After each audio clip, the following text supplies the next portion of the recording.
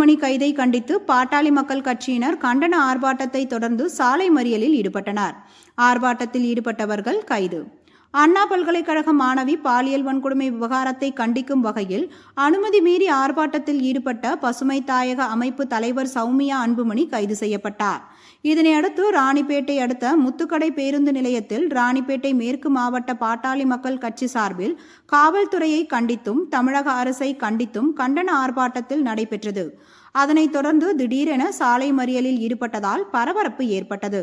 இதனையடுத்து ராணிப்பேட்டை போலீசார் சம்பவ இடத்திற்கு விரைந்து வந்து ஆர்ப்பாட்டத்தில் ஈடுபட்டவர்களை கைது செய்து தனியார் திருமண மண்டபத்தில் அடைத்தனர்.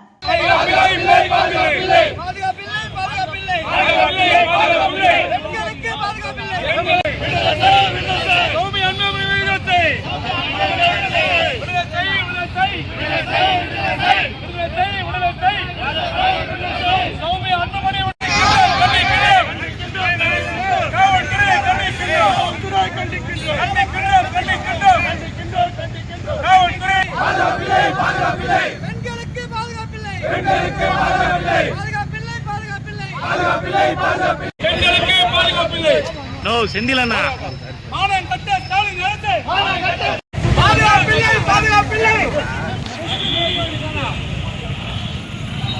ஏய் இவரு கொஞ்சம் ஓரமா நான் பேசுறது தெரிஞ்சாதான்